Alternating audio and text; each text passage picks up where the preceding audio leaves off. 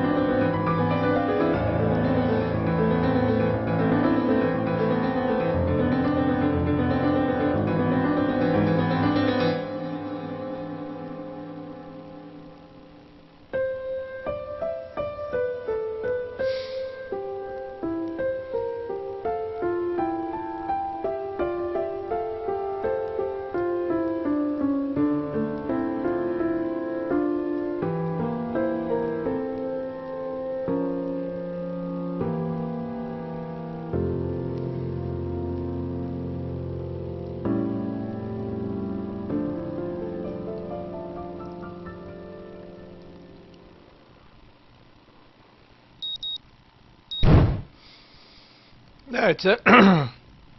That's pretty much a good. I reckon would have been a good intro. Alright, so let's get to the actual reading part of this. My alarm blares. Well, that's a weird word. Blares into my ears, only to be swiftly silenced by my fist. That's a very strange word indeed.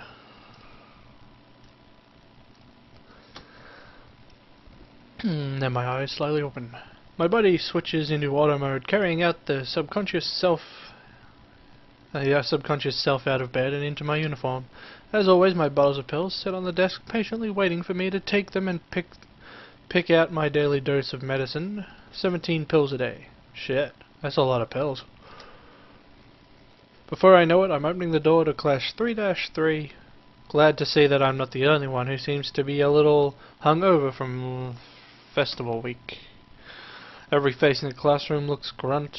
With the festival now over, it's as if everyone's life dreams have been achieved. With nothing left to live for, the students have relied on instinct alone to guide them through class. Or maybe I'm just reading too much into it. I slowly make my way to my seat, and it's only then that I realize why the room is so peaceful. The seats beside me are blissfully empty. The world's loudest interpreter for the deaf has yet to arrive. And what do you know? Just as I'm about to sit down, the door flies open, revealing the cheerful Misha. Drills bobbing from the dramatic entrance, arms stretched forward towards the sky. Yahoo! It's all over. Screaming enthusiastic about that one. It would appear that not everyone is affected by the post-festival depression. The rest of the class glares at her, obviously thinking the same thing as I am. Misha, still frozen in the doorway, with her arms still in the air, nervously looks around. It's obvious that she senses the foul mood, but cannot work out exactly what to do. Suddenly she jerks forward. Hey. As she stumbles into the classroom, she reveals Shizun's arm still extended from where she shoved Misha. Thanks for the entertainment, but shouldn't you two take your seats? Still slightly embarrassed, Misha takes a few seconds to realize she has to translate. Oh yeah, Shizun says she's not happy with you ditching us last week. We're really busy. Is that so? What about the stuff I already did for you two? She says that only counts for student council members. Since you declined, she doesn't owe you anything. Misha leans closer and whispers conspiratorially into my ear. Actually, I think she's just a little sore that you didn't spend the day with her. She's really thankful for your work last week, though. Sensing that she's being talked about, Shizun lightly wraps her fingers on the desk until Misha turns around to face her. I don't understand any of the fast-paced signing that goes on, but from Shizune's slightly embarrassed expression and Misha's poorly contained laughter, I can guess. While this exchange is happening, the door opens once again, but this time at a much more reasonable pace. Hanako quietly enters the room and pulls the door closed behind her. Peering out from under her hair, she quickly scans the room. Our eyes meet, and she suddenly stiffens. She closes her eyes, takes a deep breath, then walks over to my desk. Good morning, Hisao. Morning, Hanako. You're a little late, aren't you? I was talking to Lily. About today. So you've got her list then, and we'll leave straight after class in that case. Sure. Looking forward to it.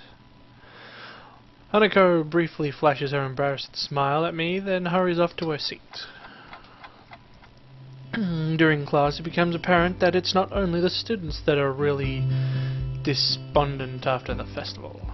Matao simply gives us a list of exercises from the textbook and sits behind his desk. I tell her to forget that the brief lunch period for a moment, and it's something of the day. It's mind-numbing, and everyone seems surprised that the bells signal the end of the lessons. As I am picking up my bag, Shizune and Misha flanked and entrapped me. Again. Say, Hichan, it's not that late to join up. There's a lot of post-festival paperwork for us to complete. Sorry, Misha, I've got plans. As if sensing the cue, Hanako appears behind me, holding a small bag and trying to avoid eye contact with the outside world. Misha's eyes open wide, then bursts into laughter. You move fast, don't you, Hichan? We won't disturb your date any further. Ha ha ha. Behind the roaring Misha, I see Shizune taking far too little interest in the scene, and I might be taking this the wrong way, but I think she's deliberately ignoring me. I feel a gentle tug on my shirt, and I turn to see Hanako's eyes fixed firmly on the floor. Let's go. Yeah. Got ya, Shizune, Misha, I'll see you later. And I'm not interested in the council. Spoil sport.